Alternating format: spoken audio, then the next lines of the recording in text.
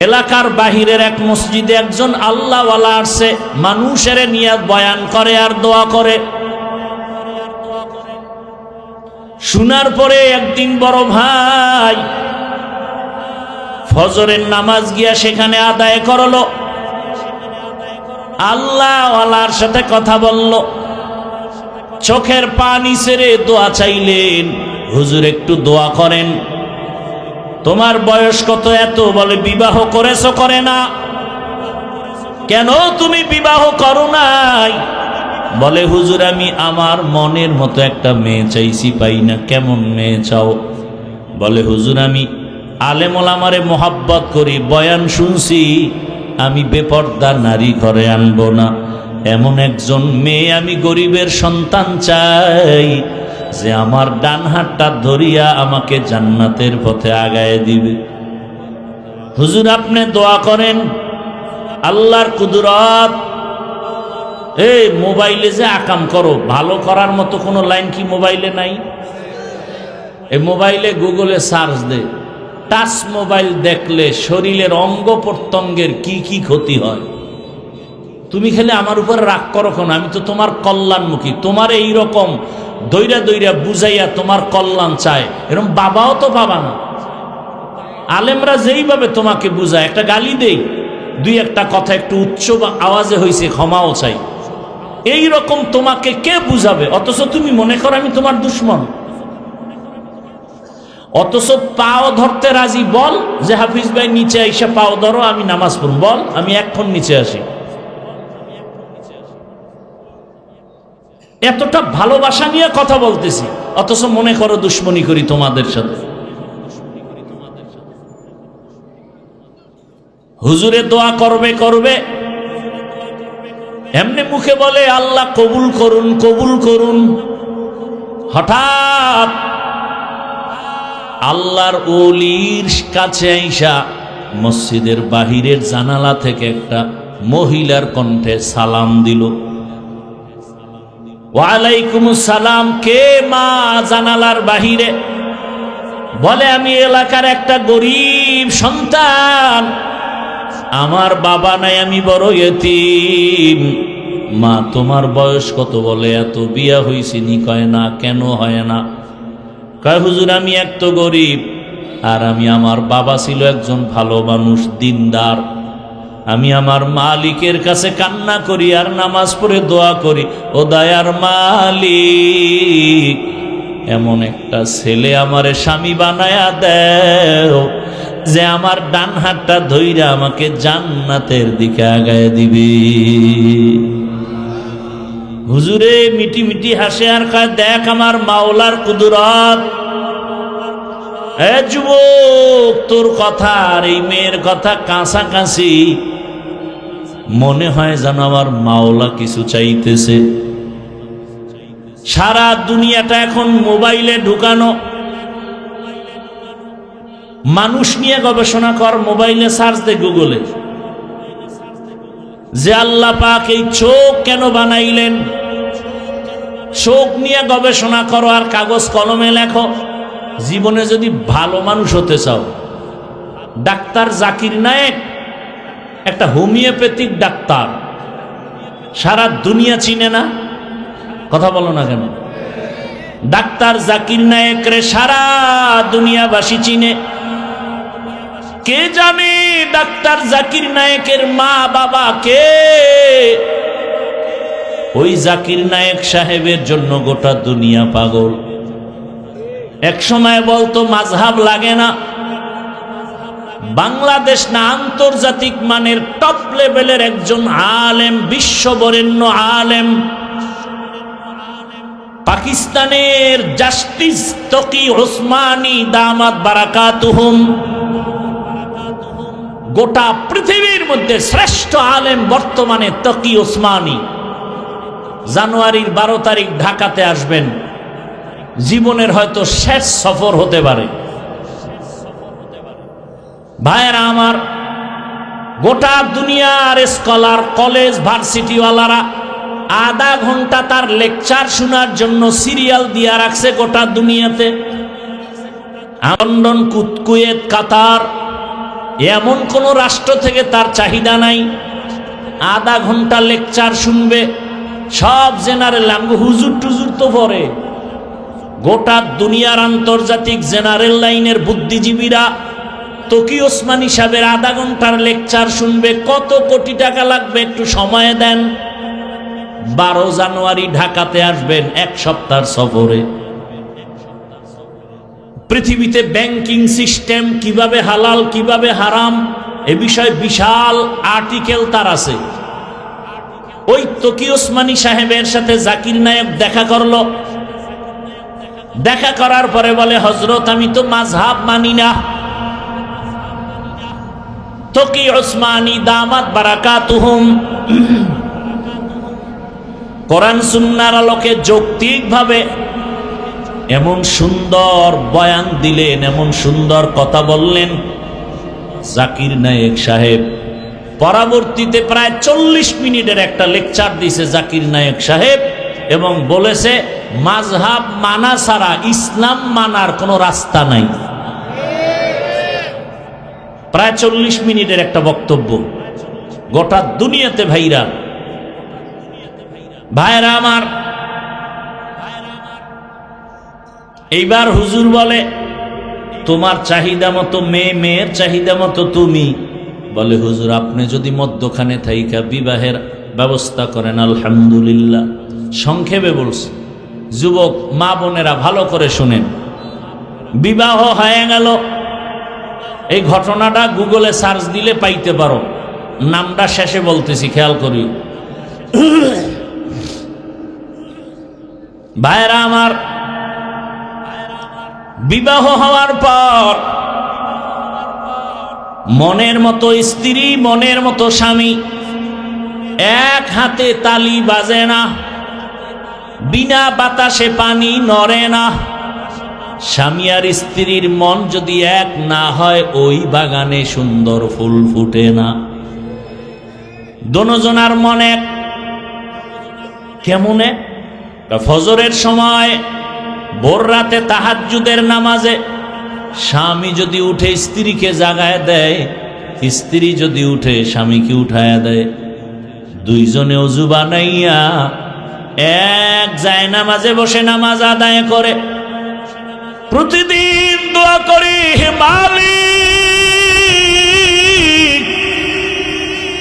জীবনের একটা আশা পূরণ করেছো। কোন দিন মরে যাব জানা নাই। আমাদের দাম্পত্য জীবনের আর একটা আশা, তুমি এমন একটা সন্তান আমাদের দান করিও, যেই সন্তান হবে আমাদের নাজাতের ওসিলা, হেদায়াতের একমাত্র ফাউন্ডেশন।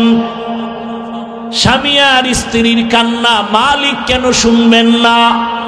বেপরদায় চলে না, বেহুদা গল্প করে না, নারীদের নিয়ে আম্মা জান আড্ডা দেয় না, স্বামীর বদনাম বলে না। আল্লাহর কাছে চোখের পানি কবুল। আল্লাহ তাআলা দুইজনার কান্নায় একটা সন্তান দান করেছেন। এই সন্তান আসার পরে এবার আরো কান্না।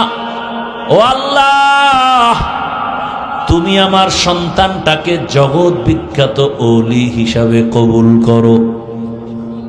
এমন দোয়া মা বাবায় করছেন, জমিনে আসা মাত্র অল্প বয়স, যেটাকে আমরা যুবক বলি, সেই যুবক বয়সে গোটা দুনিয়াটাকে লাড়া দিয়ে দিছে। মিশরের ভেতরে বেঈমানেরা যখন ক্ষমতা দখল করলো, হুঙ্কার দিয়া দাঁড়ায় গেল। মুসলমানের প্রথম কিবলা বাইতুল মাকদিস, জালেমেরা যখন আক্রমণ করেছে, এই যুবক হুঙ্কার দিয়া ময়দানে ঝাঁপায় পড়ল। অল্প দিনের মধ্যে গোটা দুনিয়াতে তার নাম আর ডাক, নাম আর ডাক, নাম আর ডাক। ইতিহাসের পৃষ্ঠায় সাক্ষ্য, গুগলে সার্চ দিয়া দেখবি যুবক বাবা বাসায় গিয়া। এই বহুল আলোচিত যুবক হলো সুলতান সালাহউদ্দিন আইয়ুবী রহমাতুল্লাহ আলাইহি। এর মা বাবার কাহিনী শুনাইলাম, এইবার এর কাহিনী বলতে গেলে রাত শেষ। ভাইরা আমার, বললে লাভ কি? আপনার ছেলেটার এরকম বানাইছেন? নিজেও গাঞ্জা খান, ছেলেরও গাঞ্জা খাওয়ান। নিজের মাইয়া বেপরদায় কলেজে দৌড়ায়, বউ ওদিকে পার্কে দৌড়ায়। তো লাভ কি বয়ান করে?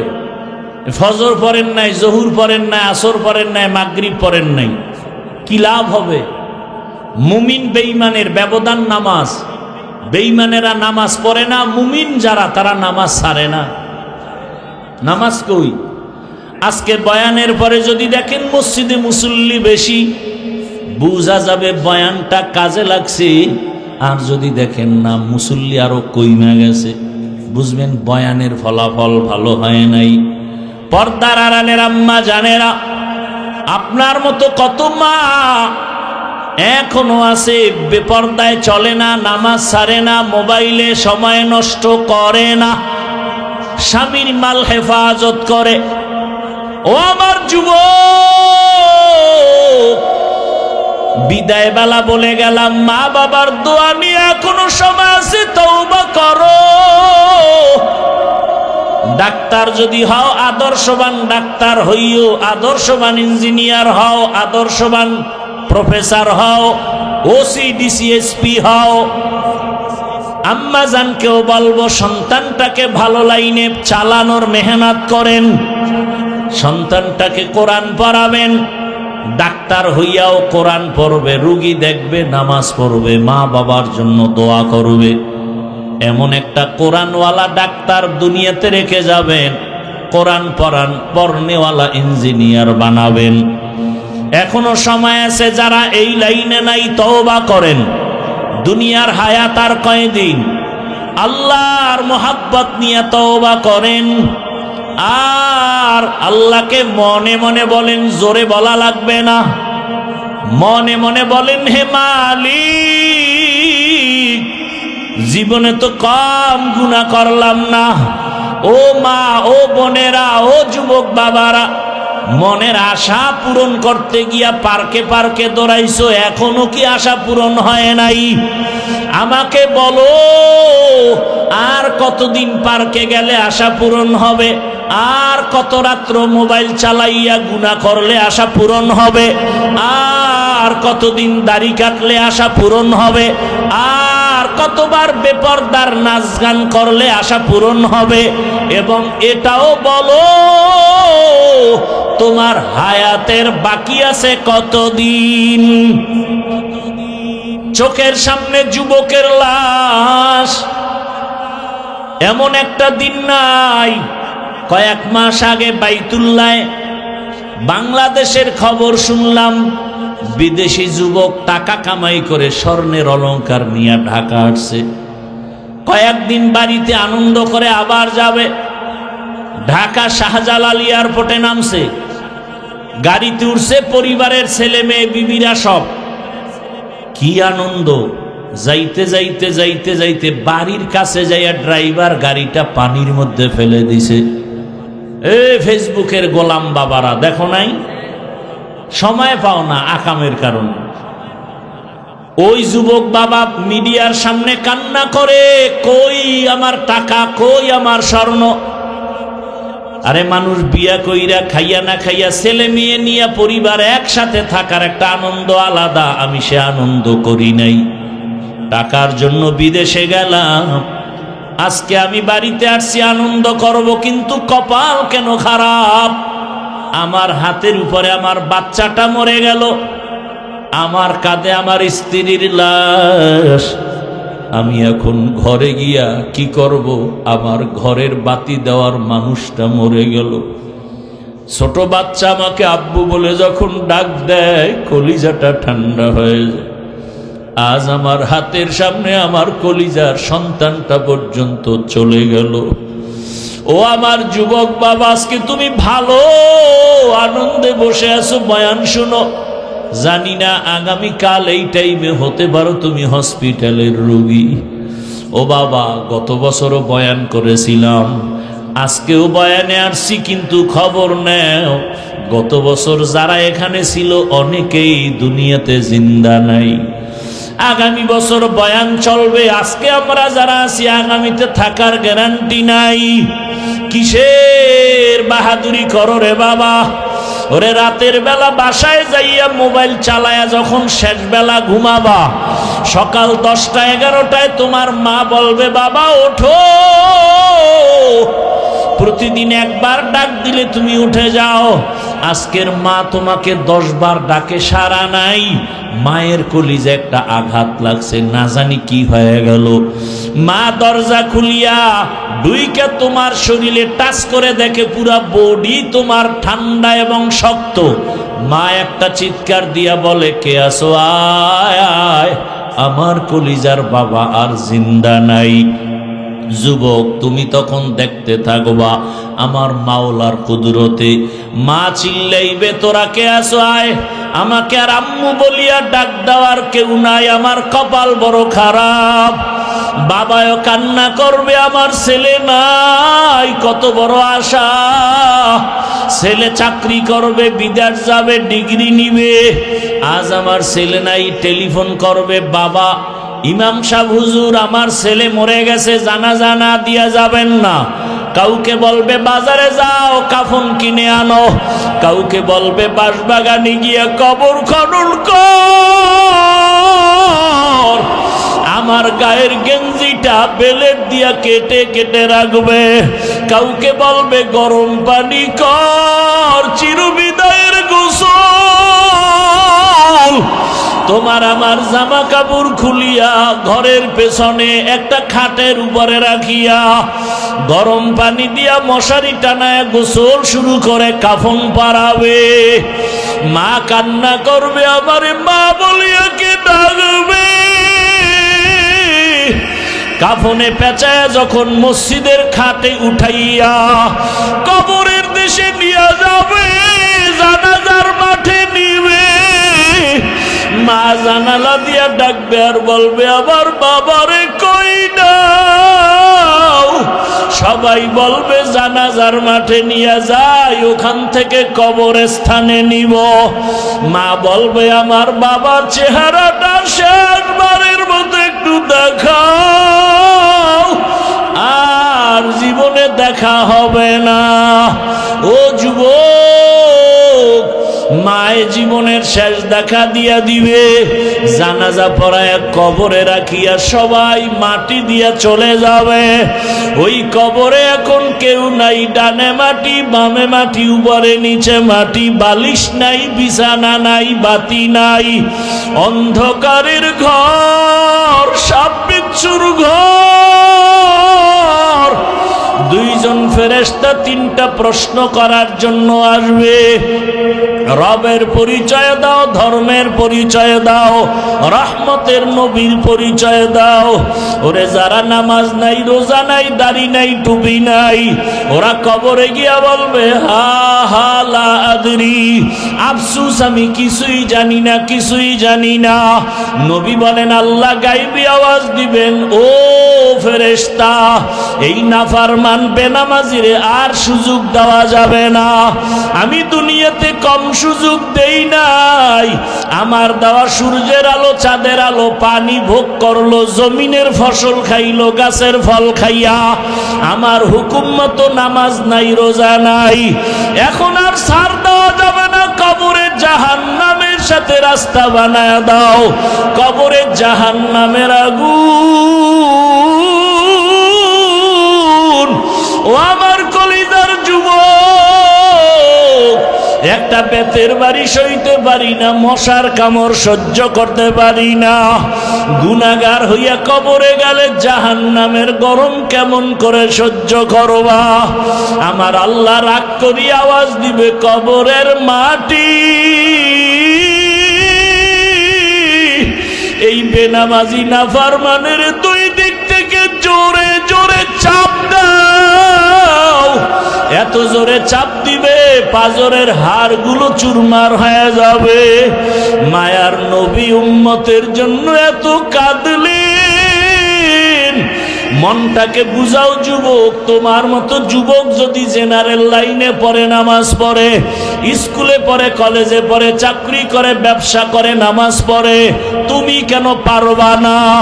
আল্লাহর কোরআনটাকে মিথ্যা মনে করিও না রে বাবা। কবরে গিয়া যদি আযাব না হয়, তোমারও পেরেশানি নাই, আমিও বেঁচে যাব। কিন্তু কবরে গিয়া যদি দেখো বেনামাজির আযাব, তখন বলো কি উপায় হবে? কাকে তুমি কাছে পাইবা? একমাত্র আমার মালিকের আপন বানাইও। আমার আল্লাহর কাছে তওবা করো, আর মনে মনে বলো, হে মালিক, আর নামাজ ছাড়বো না, দাড়ি কাটবো না, বেপরদায় চলবো না। মা বাবার দোয়া নিয়া, শিক্ষকের দোয়া নিয়া, উলামায়ে কেরামের দোয়া নিয়া চলবো, নবীর সুন্নত অনুযায়ী চলবো। তো বাথরুম তোমার থাকার জায়গা না, ঘুমানোর জায়গা না, আরামের জায়গা না, জিন শয়তানের জায়গা, পোকামাকড়ের জায়গা। জরুরতটা সারা হলে দৌড় দাও, তবে একটু সতর্ক। বাথরুমে ঢুকতে গেলে কিন্তু ময়লা তোমার জামা কাপড়ে লাগতে পারে। তো কি করবো? সব বাইরে খুইলা এরপরে ল্যাংটা যাবি? না না, সতর্ক অবস্থায় যাইও যেন না লাগে। যদি লাগে, যদি এমন সন্দেহ থাকে, ময়লা দূর করার জন্য সাবান পানি রেডি রাখিও, ময়লা পরিচ্ছন্ন করার জন্য। কয় এমন ময়লা লাগছে যা সাবানেও যায় না। তাহলে এই মেডিসিন তুমি পারবা না। তৃতীয় আর এক ব্যক্তির কাছে তোমার এই ময়লা পরিষ্কারের জন্য জামা দাও। তৃতীয় হাত হলো বাজারে লন্ড্রি আছে, ধোপা, ওদের কাছে যখন দিবা, ওরা বিদেশি মেডিসিন দিবে, যত ধরনের দাগ থাক মোটেও থাকবে না, পরিষ্কার হয়ে যাবে। দুনিয়াটা ঠিক ওই বাথরুমের মতো। আল্লাহ দিলেন কেন? বলে দুনিয়া বড় খারাপ, যেদিকেই নজর লাগাও গুনাহ গুনাহ গুনাহ। কেন দিলা? কয় জরুরত সারার জন্য। বাজারে যাবা, চাল কিনবা, ডাল কিনবা, মাছ কিনবা, দেরি না কইরা দ্রুত বাসায় যাও, মসজিদে যাও, নামাজ আদায় করো। যদি ময়লা লাগে কি করার? দুনিয়ার ময়লা যদি লেগে যায় কলবে, গুনার আকর্ষণ, এত সুন্দর নাচ গানের আয়োজন, যদি লেগে যায় সাবান রেডি রাখ। কলবের ময়লা পরিষ্কার করার জন্য সাবান হলো আমার আল্লাহর দেওয়া জিকির। লিকুল্লি শাইইন সিকালাহ ওয়া সিকালাতুল কুলুবি যিকরুল্লাহ। প্রত্যেকটা ময়লা জিনিস সাফ করার হাতিয়ার আছে। লোহায় ময়লা লাগবে, রেত লাগাও। কাপড়ে ময়লা লাগে, সাবান লাগাও। কলবের মধ্যে যাদের গুনার ময়লা, তোমরা আমার মাওলার জিকিরের সাবান লাগাও। যত সাবান লাগাইবা ময়লা থাকবে না। তোমার কলবে গুনার ময়লার কারণে নামাজ ভালো লাগে না, রোজা ভালো লাগে না, তেলাওয়াত ভালো লাগে না, জিকির ভালো লাগে না। গুনার ময়লা দূর করো। তোমার মতো যুবকটা জেনারেল লাইন, স্কুলে পড়ে, কলেজে পড়ে, টাইম মতো নামাজে যায়, আর তোমার কাছে নামাজটা কেমন খারাপ লাগে? কারণ তোমার অন্তরে গুনার ময়লা সাফ করার জন্য আল্লাহর নামের জিকির লাগাও। একজনে বলে এমন ময়লা লাগছে জিকিরেও যায় না, জিকিরও করি, বিড়িও টানি, জিকির করি, নামাজ পড়ি, সুদের টাকায় ব্যবসাও করি, এই ময়লা কেমনে সাফ করব? পারি না। বলে এই ময়লা সাফ করার জন্য তোমার হাত হবে না, তৃতীয় হাত লাগবে। এই জমিনের জায়গায় জায়গায় তৃতীয় হাতওয়ালারা বিদেশি মেডিসিন নিয়ে বসে আছেন। ওই বিদেশি মেডিসিন যখন দিবে কলব সাফ হয়ে যাবে। ওই মেডিসিন কোথায় পাবা? তৃতীয় ব্যক্তি বলে জমিনে খুঁজা দেখবা, হাজারো লাখো মানুষের ভেতরে, আকাশেতে লক্ষ তারা, এক চাঁদের আলো, লক্ষ মানুষের ভেতরে একজন আল্লাহর ওলি ভালো।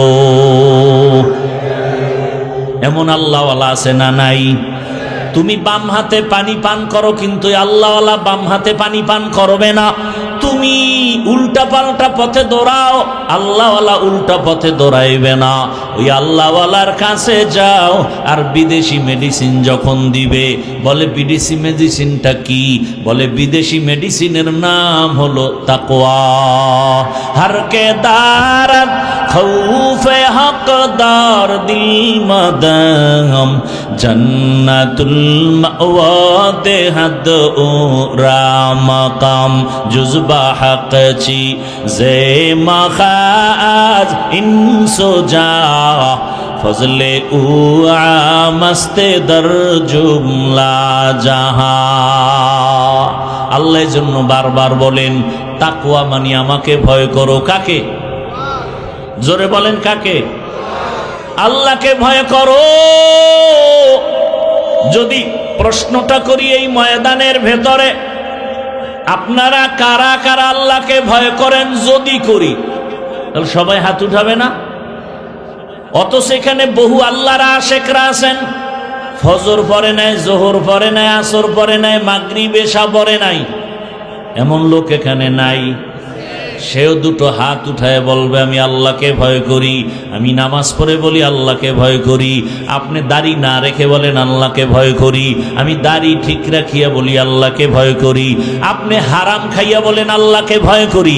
আমি হালাল খাইয়া বলি আল্লাহকে ভয় করি। আপনি বেপর্দায় চলেন আর বলেন আল্লাহকে ভয় করি। আমি পর্দা রক্ষা করে চলিয়া বলি আল্লাহকে ভয় করি। একটু বলেন এই দুই ভয় কি সমান? আসলে আপনি ভয় কি জিনিস বুঝেনই না। আমি উদাহরণটা এভাবে দেই, একটা সন্তান বাবারে ভয় করে, প্রমাণ কি? বলে বাবার সামনে কখনো অন্যায় করে না। কেন? বলে শাস্তির ভয়। একটা ছাত্র শিক্ষকের ভয় করে, প্রমাণ কি? বলে শিক্ষকের সামনে ছাত্র অন্যায় করে না। কেন? বলে শাস্তির ভয়। ঠিক এই জমিনে যেই বান্দা আমার আল্লাহকে ভয় করবে, আসলেই যদি ভয় করে, আল্লাহর আযাবের ভয়ে গলায় ছুরি লাগাবে, দাড়ির মধ্যে অস্ত্র লাগাবে না। हर के दारत खौफे हकदार दिल मदाम जन्नतुल मअवा देहद रामकम जुज़बा हक ची जे मखाज इंसो जा फजले उआ मस्ते दर जुमला जहा। আপনাদের ক্লান্তি ভাব আসতেছে, ঘুমের নেশা। এ জাতি তো রাতের বেলা ঘুমায় না, মোবাইলের হক আদায় করে। আল্লাহর কাছে একটা নিয়ে যাইতে হইব না? আল্লাহ যদি দৈরেই ফেলায়, জীবনে কিছু করছো, আল্লাহ কিচ্ছু না করলো, অন্তত একটা হক আদায় করছে। মা বাবারটা পারি নাই, বউয়েরটা পারি নাই, ভাই বোনের হক আদায় করি নাই, তবে মোবাইলেরটা করেছি সারা রাত। এমন একটা রাত নাই যে রাতে জেনা করি নাই। মোবাইলের মাধ্যমে চোখের জেনা, হাতের জেনা, জবানের জেনা, অন্তরের জেনা। জেনা করতে করতে চেহারাটা ভাল্লুকের মতো হয়ে গেছে। চেহারার মধ্যে কোনো নূর নাই, কোনো সৌন্দর্য নাই, কোনো আকর্ষণ নাই। গুনাহ করতে করতে চেহারাটা কালো হয়ে গেছে। সারা রাত ঘরে ঘরে ঘরে ঘরে, রুমে রুমে মোবাইলের দ্বারা গুনাহ। উচিত ছিল ঘুমের থেকে উঠে দেখবে চেহারাটা বানর। হয় না কেন? একমাত্র আখিরি নবীর উম্মত হওয়ার বরকতে আল্লাহ চেহারা পরিবর্তন করেন নাই। অন্য নবীদের উম্মতেরা গুনার কারণে চেহারা বানর হয়ে গেছে, আখিরি নবীর উম্মতেরটা হবে না। নবী আল্লাহর কাছে চাইয়া নিছেন, আমার উম্মতের বেইজ্জতি কইরো না। এরে নবীরা আশেক, আজকে দুঃখ, তোমার নেতারে গালি দিলে কষ্ট লাগে, কিন্তু আমার রসুলের গালি যখন দেয়, আল্লাহরে দেয়, তখন তোমার জবানে বিরোধিতার কোনো আওয়াজ নাই, বরং কিছু কুলাঙ্গারের কথা শুনি, তারা আল্লাহরে গালি দেওয়ার পরেও তাদের পক্ষে কথা বলে। আউল বাউল ফাউল কথা কয় না। তোমার রাস্তায় তুমি চলবা, কোনো দ্বন্দ্ব নাই, হিন্দু তোমার ধর্ম পালন করো, ইসলাম স্বাধীনতা দিছে। বৌদ্ধ তোমার ধর্ম পালন করো, ইসলামের স্বাধীনতা। হিন্দু তোমার ধর্ম পালন করো, ইসলামী স্বাধীনতা। কিন্তু যদি ইসলামের উপরে আঙ্গুল তুলো তখন আর রক্ষা নাই। কথা বুঝেন নাই? আপনারা অনেকেই নামাজ পড়েন না, কিন্তু আল্লাহরে ভালোবাসেন না, ইসলামের মহব্বত করেন না। এ কারণে আপনার সাথে ঝগড়া নাই, তর্ক নাই, হাসি মুখে বুঝাবো। কিন্তু যদি বলেন নামাজ পছন্দ করি না, তখন আর কোনো হাসি মুখ নাই, পাইলেই জুতার বাড়ি। কারণ নামাজ পড়েন না, আপনি মুমিন। কিন্তু নামাজ যদি বলেন পছন্দ করি না, আপনি বেঈমান। দাড়ি রাখেন না, কোনো ঝগড়া নাই, আপনি মুমিন। কিন্তু যদি বলেন দাড়ি পছন্দ করি না, তখন আর কোনো ছাড় নাই, আপনি বেঈমান। পর্দা করবেন না, করেন না, আপনি মুমিন। যদি পর্দার পছন্দ করে না বলি, সাথে সাথে বেঈমান। কথা বুঝাইতে পারতেছি? ভালো করে বুঝার চেষ্টা করেন। বাউল মানে কি? বাউল, বাউল অর্থ কি? বাউল, বাউল শব্দ গুগলে সার্চ দাও, লেখা হলো উন্মাদ, পাগল। বাউল শব্দের অর্থ কি? উন্মাদ, পাগল। তো ওই গোষ্ঠী বাউল রাখলো কেন জানি না, ওগো মাথা মতা নষ্ট। বাউলেরা গান গায়, যাই করুক, কোনো আফসোস বা কোনো চিল্লা চিল্লি আমাদের ছিল না। যখনই আমার আল্লাহর উপরে আক্রমণ আসছে, এখন আর দেরি করাটা এটা মুনাফিক ছাড়া কেউ পারে না। যুবক বাবারা, একটা ওয়াদা করাইতে চাই, করবানি? করবা? আমি এতক্ষণ বয়ান করছি, যতক্ষণ করব, কোন বয়ানে আমি কোন দলের ব্যানারে বয়ান করি না। আমার সব বয়ানের মূল থিম, আমার জীবনের মূল ইসলাম, আমার আল্লাহ, আমার রসুল, আমার কোরআন, আমার হাদিস। এটা ঠিক, সব ঠিক। কথা বুঝাইতে পারছি? আমি যা কিছু বুঝাইতে চাই, মূলে কি? ইসলাম। আচ্ছা, বাবার সাথে সন্তানের তর্ক হয় না? তার মানে কি বাবারে কেউ অপমান করবে, ছেলে চুপ থাকবে? এই বাণী? বরং কেউ যদি অপমান করে, কলারটা ধরে বলবে, এই বেয়াদব। বাবার সাথে তর্ক করি ঠিক, কিন্তু অপমান করবি, তোকে আমি ছেড়ে দিব না। ঠিক না? আপনাদের কাছে শুধু এই দাবি। যুবক বাবা, আপনি নামাজ পড়েন না, রোজা রাখেন না, দাড়ি রাখেন না, পর্দা করেন না, আপনাকে বুঝাবো। কিন্তু ওয়াদা হলো, ইসলাম আপনার জীবনের মূল। আপনি নামাজ না পড়লেও, রোজা না রাখলেও, অন্তত ইসলামকে, রোজা, কোরআন, হাদিসকে খাটো করতে, অপমান করতে দিবেন না। এই এতটুকু কথা। যদি কেউ ইসলাম নিয়া, কোরআন নিয়া, হাদিস নিয়া, আল্লাহ নিয়া, রসুল নিয়া উল্টা কথা বলে, জাগাত কলারটা ধরে বলবেন, এই রাধুনির বাচ্চা। গালিটা কি দিবেন? রাধুনির বাচ্চা। এটা গালি না, এটা প্রশংসা। কির বাচ্চা? রাধুনির বাচ্চা। রাধুনি, সবার মাই তো রাধুনি। রান্না করে না মা, আমরা সেই মায়ের সন্তান। রাধুনির বাচ্চা বলবেন, আর কঠিন কিছু বলার দরকার নেই। ওর কলারটা ধরলেই তো আজরাইল কাছাকাছি, ধরে বলবেন, এই রাধুনির বাচ্চা। আমি দাড়ি রাখি না, নামাজ পড়ি না ঠিক, কিন্তু আমার আল্লাহ নিয়া, কোরআন নিয়া, ইসলাম নিয়া যদি কোনো সম্মান নষ্ট করার কথা বলো, চামড়াটা তুলে ফেলবো এক্ষুনি। পারবা? ইসলামকে অপমান করতে দেওয়া যাবে? তুমি কোন দল করবা না করবা, সেটা আজ আল্লাহর সাথে তুমি বুঝপড়া করো। তুমি তো দুধু খাওয়া শিশু না, সব বুঝো। আমার কথার মূল থিম ইসলাম। কি? সব বিসর্জন দেব, কিন্তু ইসলাম কেনা, ইমান কেনা, আল্লাহ কেনা, রসুল কেনা, কোরআন হাদিসের অপমান বিন্দু থেকে বিন্দু রক্ত দিয়া হলো, তা প্রতিশোধ নিব, সহ্য করে নিব।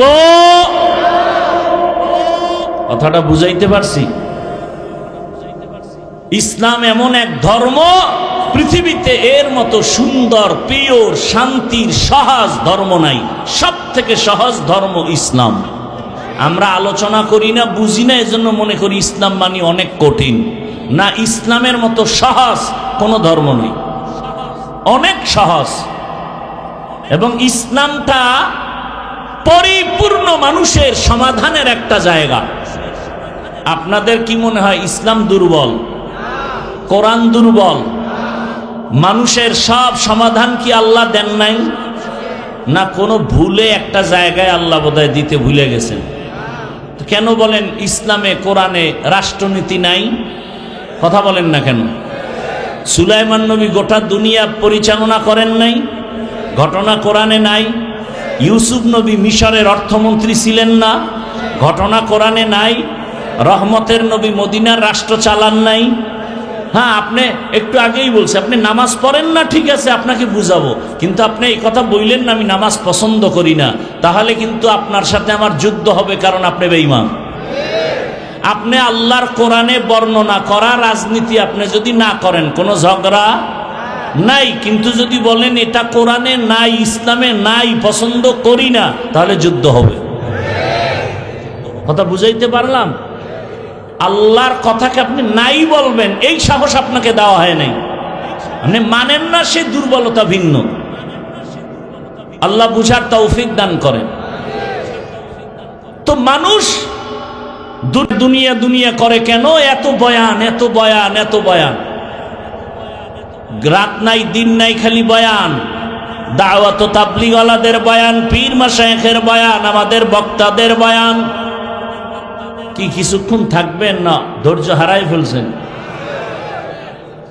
এতগুলো মানুষ এক জায়গায় বসে আল্লাহর কাছে একটু মা বাবার জন্য দোয়া করব, এই সুযোগ কি আর পাবেন? এই সুযোগ হাতছাড়া যারা করবে এদের মতো পোড়া কপাল আর কেউ আছে? আল্লাহ হেদায়াত দান করুন। কত রাত কাটাইছেন শুধু গুনাহ করে, গল্প করে, আড্ডা করে। আজকে আল্লাহর কোরআনের জন্য কি একটু সময় দেওয়া যাবে না?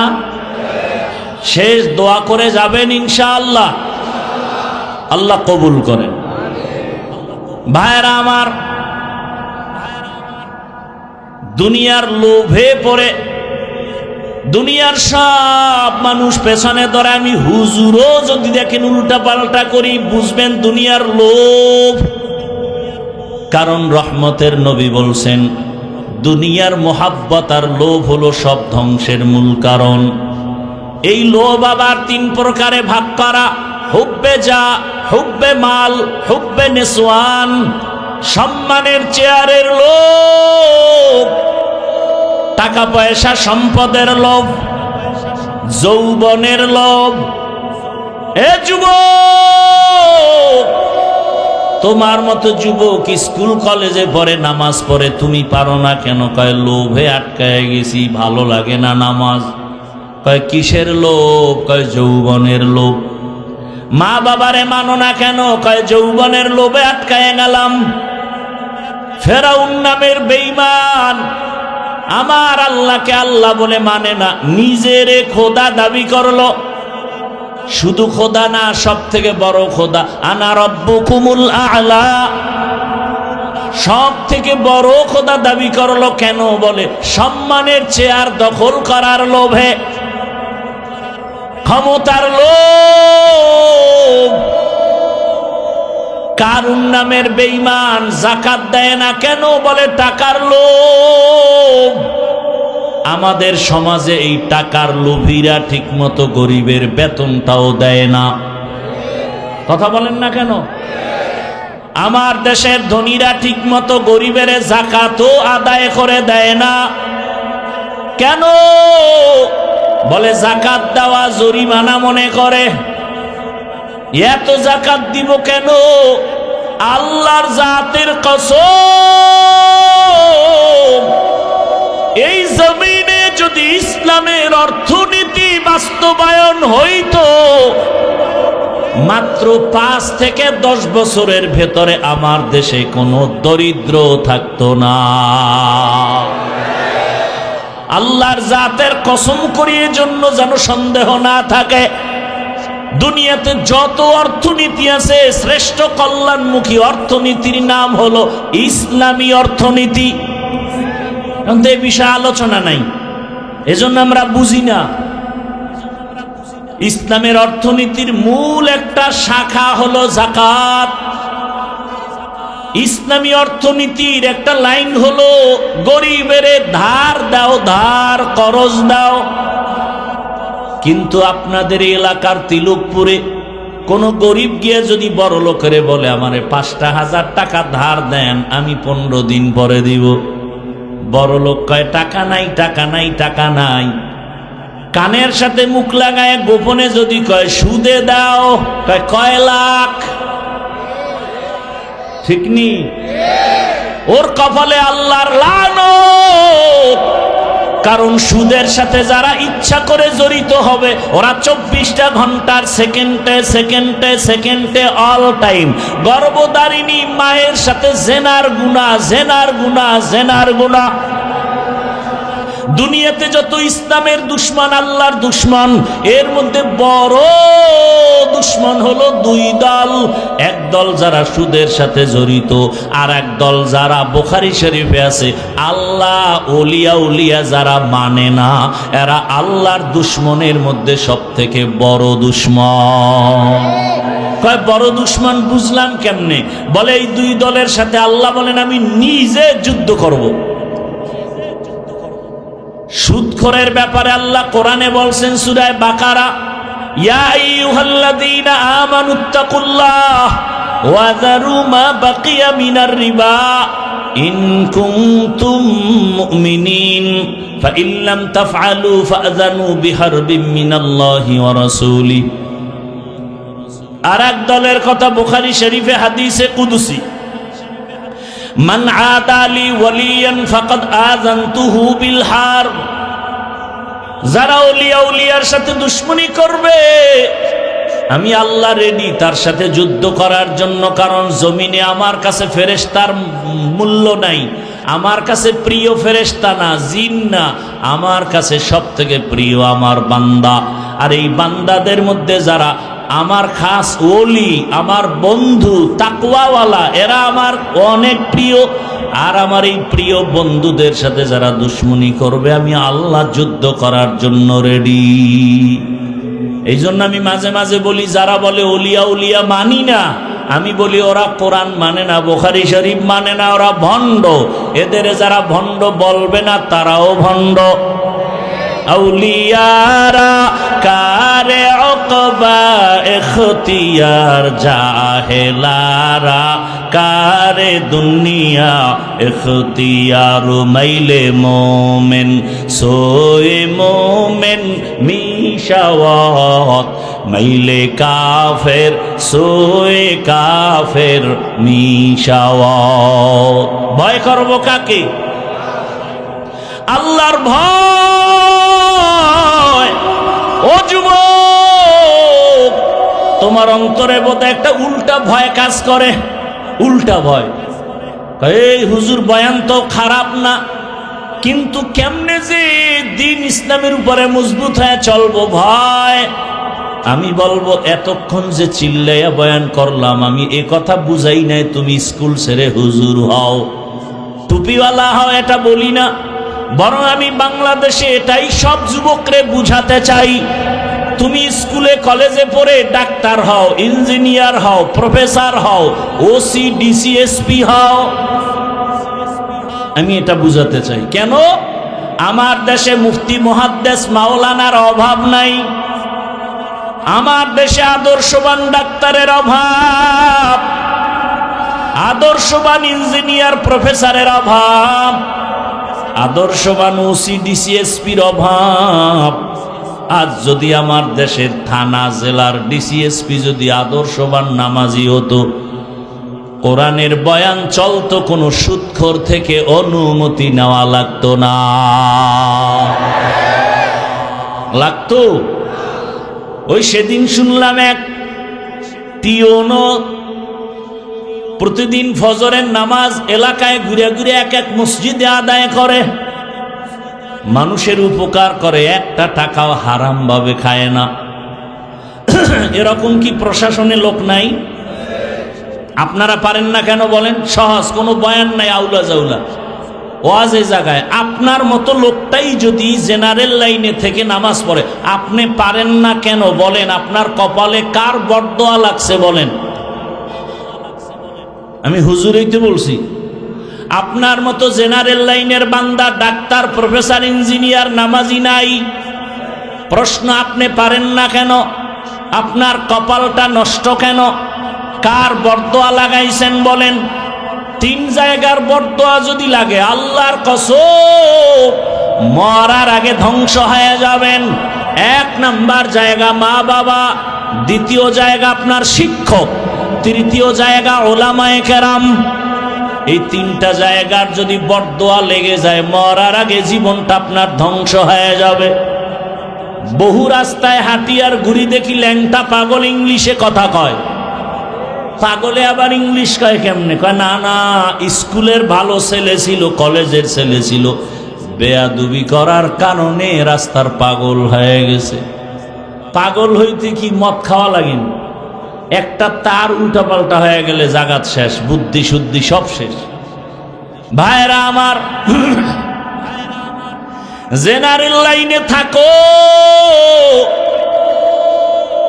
ওখানে থেকে তুমি আদর্শবান ইঞ্জিনিয়ার হও। র্যাব, আর্মি, পুলিশ, বিডিআরের চাকরি করে নামাজ পড়ে নাই।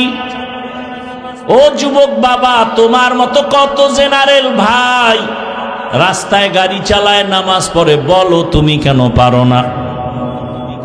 ঢাকা কলেজের ছেলেরা লেখাপড়া করে, কলেজে মাথায় পাগড়ি লাগানো, বড় জামা, বড় দাড়ি, মনে হয় মসজিদের খতিব।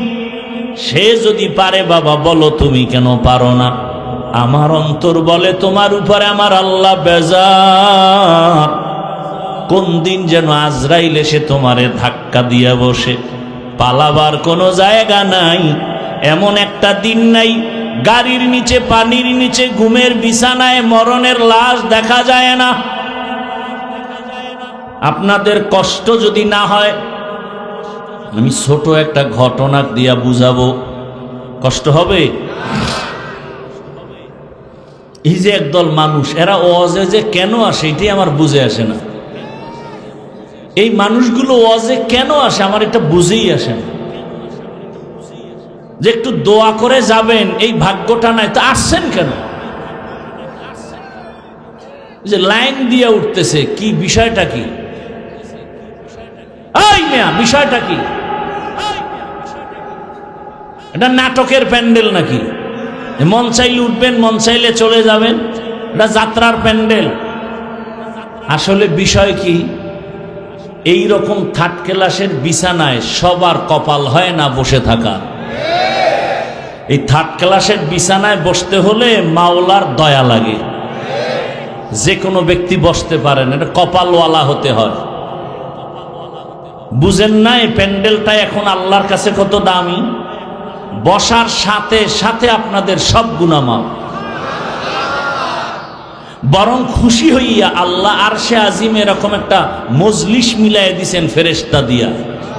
আর সেই মজলিসে আল্লাহ বক্তা হইয়া আমাদের প্রশংসা করতেছেন, আর আল্লাহ ফলাফল দিতেছেন, এই প্যান্ডেলের সকলকে আমি মাফ করে দিলাম। এজন্য এই ঠান্ডার ভিতরে মাটির মধ্যে বসা, এটা যে কোনো কপালওয়ালা পারে না, কপাল লাগে, কপাল। যেই রসুলকে এক নজর দেখলে ভালোবাসা দিয়া জাহান্নাম হারাম, সেই রসুলকে 13 বছর দেখছে আবু জাহাল, কালেমা পড়ে নাই। অথচ 27 বছরের যুবক তরবারি নিয়ে দৌড়ায় নবীরে জবাই করবে। রহমতের নবীরে দেখা মাত্র তরবারি ফালায় কালেমাওয়ালা হয়ে গেল। 13 বছর দেখলো, বয়ান শুনলো, কালেমা পড়ে না, কত বড় বেঈমান। আর 27 বছরের যুবক তরবারি নিয়ে নবীকে জবাই করতে গিয়া কপালওয়ালা হয়ে গেল। এখন আমার ওমর এত দামি, ওমর যেই রাস্তা দিয়া চলে শয়তান ওই রাস্তায় চলতে ভয় পায়। ও আমার যুবক বাবারা, পর্দার আড়ালের মা বোনেরা, অনেকেই আপনারা হয়তো জেনে থাকবেন, আমি একটা ঘটনা অল্প টাইমে ঘুষায় বলি। এ জমিনে আপনার এক আল্লাহর গোলাম, আল্লাহর ইবাদত করে, আলেম না, সাধারণ লাইনের মানুষ, কিন্তু আলেমদের ছোঁয়া পাইয়া দিনের উপরে মজবুত হয়ে গেল। ইবাদত করতেছে, মাওলার কাছে চাইতেছে, কাঁদতেছে, কিন্তু বিবাহ শাদী করে না। তার ছোট ভাই বিয়া করে ফেলছে। ছোট ভাই তেমন আল্লাহর পথে নাই। বিবাহ করি একদিন বড় ভাইকে বলে, ভাই আপনি বিবাহ করেন না কেন? বলে মেয়ে পাই না। বলে দেশে কি মেয়ের অভাব? ছোট ভাই মনে করলো বড় সুন্দরী শিক্ষিতা মেয়ে চায়। সম্ভ্রান্ত এক পরিবারের মেয়ের খবর নিয়ে ভাইকে বলল, ভাই পাওয়া গেছে ভালো সম্ভ্রান্ত পরিবারের শিক্ষিতা মেয়ে, অনেক বড় দামি। বড় ভাই বলে, এমন ডানা কাটা ভরি মরিয়া গেল, আমি ঘরে নিব না। ডানা কাটা পরি ঘরে আসলে বাবার ডানা কেটে ফেলবে, মায়ের ডানা কেটে ফেলবে, আর বলবে তোর মা বাপ খারাপ। কিরম ডানা কাটা পরি আছে না আপনাদের? বিয়া কইরেই বলবে, তোর বাপ মা ভালো না, কি করবো? কয় বগুড়ায় গিয়া ফ্ল্যাট ভাড়া ল। তোর মায়ের ডানাও খারাপ, বাপের ডাও খারাপ। শহরে যাইয়া তোমারে ফকির বানায় কয় তোর ডানাও খারাপ, আমি হিজরতে গেলাম। কি ডানা কাটা পরির চরিত্রহীন লুভিরা বিয়ে করবি? তোর কপালে বউ নাই, লিখে রাখ। স্টাম্প থাকলে আমার থেকে সাইন নে। যেটি সারা রাত মোবাইলে আকাম করো, তোর কপালে বউ নাই, বউ জল্লাদ আছে, জল্লাদ। আসতে বলো কেন? আমার কথা যদি মিথ্যা হয়, আমি মইরা গেলে কবরে জুতা মেরে আসিস। লিখে রাখ। কয়টা মাইয়ার চরিত্র নষ্ট করছো? তোর ঘরে এক মাইয়া আসবে, বউ হয়ে আসবে না, জল্লাদ হয়া। 4 মাইয়ার জীবন খাইছো, এক মাইয়া জল্লাদ হয়ে তোর 14 গোষ্ঠীরে সাইজ করবে। রেডি থাক। কত ধানে কত চাল টের পাবি ওই জেলখানার শিখের মধ্যে ঢুইকা। লিখে রাখ, যা বলে গেলাম লিখে রাখ। তোর কপালে বউ নাই। কোরআনের আয়াত শুনবি দলিল, ওদিকে যাওয়ার টাইম নাই। আল খবিসাতু লিল, হ্যাঁ এতটুকু মনে রাখিস।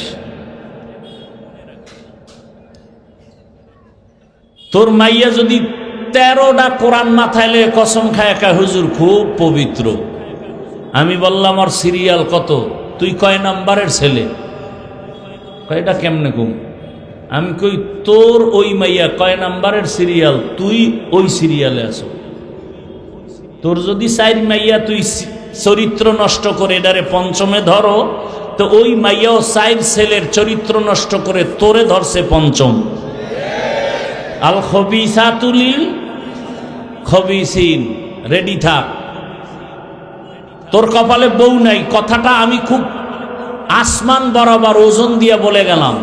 হ্যাঁ, যদি তওবা করো তো দরজা খুলে যাবে ইনশাআল্লাহ। তো তওবা তো করবি না, বরং হজের পরে বিড়ি টানবি আর বলবি বয়ান যাই করছে খারাপ না, কিন্তু এই কিন্তু দিয়া বাস ঢুকাবে। তো বাস তো তোর 14 গোষ্ঠীর মধ্যে ঢুকবে, তোর কপাল পুড়বে। কোন দিন গাড়ির চাকার তলে মাথা ঢুকবে টেরই পাবি না। আর মরণ অস্ত্র এত দৌড়াও, বাইক নাম কি কি কয় এলাকায়? Motor cycle. যুবকরা বলতো সত্য কথাটা। বাস, ট্রাক, আরো লঞ্চ, বিমান আর হুন্ডা মোটর সাইকেল, কোনটা অ্যাক্সিডেন্টে মানুষ বেশি মরে গড় হিসাবে বলতো? তোদেরটাই তো তোরা বললি। তাহলে মায়ের থেকে বিদায় নিয়ে নিবি ডেলি, কারণ ভালো কামে তো আর যাও না, যাও তো আকাম করতে। বিদায় নিয়ে নিবি। মা ফেরত আসতে নাও পারি, লাইসেন্সের কি নাই, গ্যারান্টি নাই, কারণ এটার উপরে উঠলেই তো তোর শরীরে আগুন লাগে। আর পেছনে যদি বিপরীত পার্স বসা থাকে তা তো আরো আগুন। তাহলে তোর মরণটা খুব নাকের ডগায়। মাস্তানি বেশি করিস না। সিঙ্গাপুরে যাবে, পায় না ভিসা হয়ে গেছে, টিকিট করছে, আর 2-4 দিন পরেই যাবে।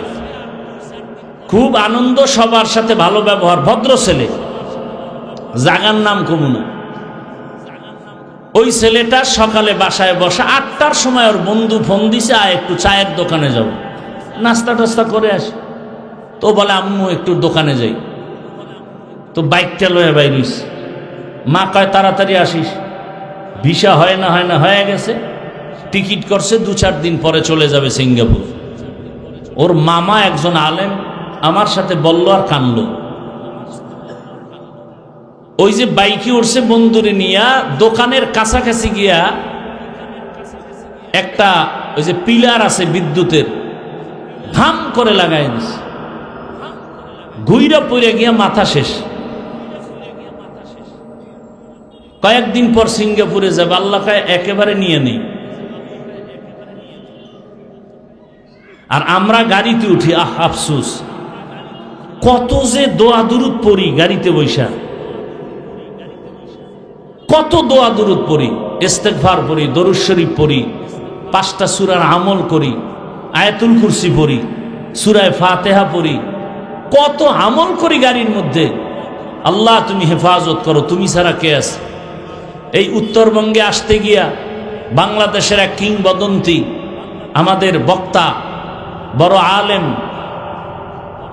হযরতুল আল্লাম হাবিবুল্লাহ মাহমুদ কাসেমি, এই কয়েকদিন আগে আমি হসপিটালে দেখতে গেছি, বগুড়া আসতে গিয়া তার স্ত্রী অসুস্থ, অ্যাক্সিডেন্ট, সাথে তার মেয়ে অসুস্থ, তার বন্ধু অসুস্থ, ড্রাইভারের কিছু হয় না, তার এই বাম হাতের এখান থেকে ভাঙা, এই বাম দিক থেকে তার পাঁজরের 3টা হাড় ভাঙা, পায়ের হাড় ভাঙা। আর তুই গাড়ির মধ্যে উঠটা গান চালাবি, আকাম করবি, আর তোরে আল্লাহ এমনি বাঁচাই দিবি। দোয়া পড়তে পড়তে হুশ থাকে না, টুকটাক যা আমল করি, এরপরও পাও ধরে ধরে কান্না করি। আর তুমি আমলই করো না, তুমি মাস্তানি করে জান্নাত পাবা, এত সোজা। আল্লাহ হেদায়াত দান করুন। কাউকে ছোট করার জন্য বলছি না, আমিও জান্নাতে যাব, আপনাদেরকেও নিয়ে যাব, সেই মোহাব্বতে বলতেছি, রাগ করবেন না। ছোট ভাই বিয়া করছে, বড় ভাই বিয়া করে না, মাইয়া নাই, পাইছে ডানা কাটা বড়ি, না এই মেয়ে বিয়া করুম না। ছোট ভাই কয় তোর কপালে বিয়া নাই। বড় ভাই জবাব দিল, আল্লাহ যদি চায় তাহলে হবে, বান্দা চাইলে হবে। এইবার কথা, তুই কি মাইয়া চাও? বড় ভাই কয় আমি এমন একটা মেয়ে চাই, যেই মেয়ে আমার ডান হাত ধরে আমাকে জান্নাতের দিকে আগায় নিবে। ছোট ভাই কয় তোর কপালে বিয়া শেষ।